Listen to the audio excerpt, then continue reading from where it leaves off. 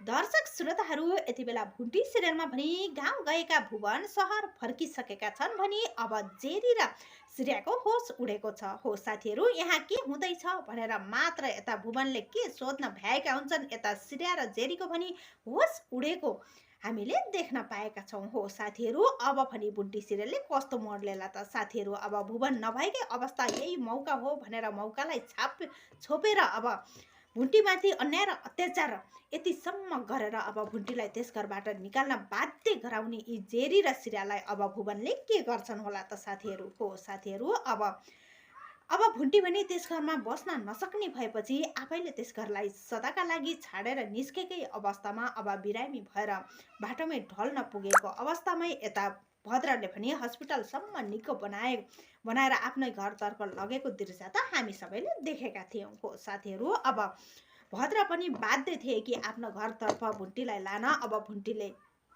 आफू बस्ने ठाउँ नभएको र जाने ठाउँ कहीँ पनि छैन भनेपछि बारम्बार कोसिस गर्दा पनि भुन्टीले यही यानि कि आफ्नो कुराहरू नखोलेपछि अब पनि आफ्नो साथमा बहिनी छिन् भनेर अब केही अप्ठ्यारो साह्रो गाह्रो पर्दैन भन्ने सोचेर नै यसरी भुन्टीलाई आफ्नो घरतर्फ लाँदै गरेको दृश्य देखेपछि अब यही मौकालाई छोपेर अब भद्रसँगै चरित्र यानि कि भुन्टीको चरित्रमाथि औँला उठाउँदै यसरी दुवैजना बीच नाजायज सम्बन्ध छ र घरमा बिरामी श्रीमान हुँदा यसरी रात बिताउने परपुरुषसँग भनेर यस्ता यस्ता कुराहरू गरेकी हुन्छन् श्रेयाले। हो साथीहरू, अब भनी यस्तै भन्ने क्रममा यता जेरी दुवैजना मिलेर त्यो भुन्टीलाई अब यता जेरीले भनी भुन्टी र भूपेन्द्रको सम्बन्ध अन्त्य गर्नका लागि वकिल लिएर आएकी हुन्छन् भने सबै कागजपत्र तयार पारेर अब भुन्टीलाई सिग्नेचर मात्र गराउन रेडी बनेकी हुन्छन्। हो साथीहरू, अब दुवैजना मिलेर भुन्टीलाई केही कुरा गर्नु छ भनेर यानि कि अब भूपेन्द्रले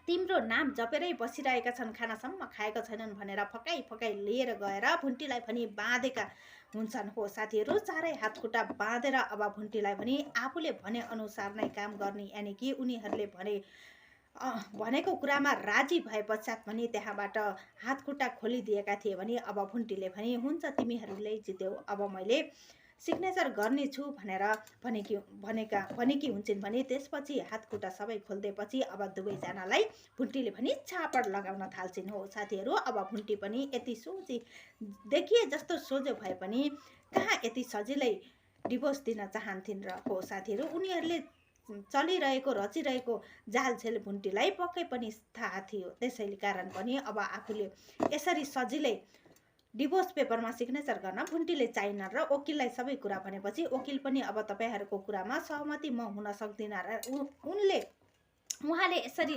डिभोर्स दिनै चाहनु भएको छैन भने म यस्तो काम गर्न सक्दिनँ भनेर त्यहाँबाट बाटो लागेका हुन्छन्। हो साथीहरू, अब श्रेयाले पनि तिमीले त मैले भनेको यानि कि मैले बोलाएको वकिलले सबै कुरा मैले भने अनुसार नै गर्छन् भनेर भन्थ्यौ त, अहिले त अब तिमीले बोलाएको वकिल होइन भुन्टीले नै बोलाएको वकिल जस्तो लाग्यो मलाई त भनेर श्रेयाले भनेकी थिइन्। हो साथीहरू, अब पनि भुन्टीले दुवैजनालाई छापड हानेकी छिन् भनी अब यति सजिलै भुन्टीले कहाँ डिभोर्स दिन्छन् र। त्यसै पनि अब त्यहाँबाट अब भुवन आएपछि दुवैजनाको होस अबास उडेको छ। साथीहरू, यता भूमिकाको भनी बिहे भएपछि अब दुःखका दिनहरू सुरुवात भइसकेको छ। यता श्रीमानले पनि त्यति साथ र माया दिएको जस्तो हामीले देखिरहेका छैनौँ भने यता आफूले यानि कि अब हरेक काम आफूले गरे अनुसार यानि कि गरेको कामहरूमा खोट लगाउँदै छापड खाइरहेकी छिन्। यस्तो अवस्थामा यति बेला भूमिकाले आफ्नै आमाजुको हातबाट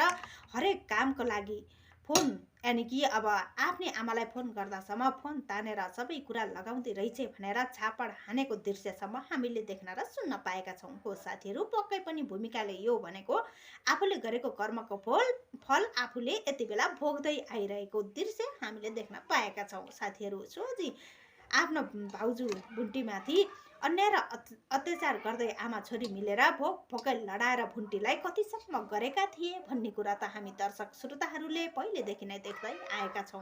पक्कै पनि भूमिकामाथि यस्तो हुनै पर्छ साथीहरू। अब सोझी भुन्टीलाई कति धेरै आरोप लगाउँथिन् र यहाँसम्म पुर्याउनुमा पनि भूमिका र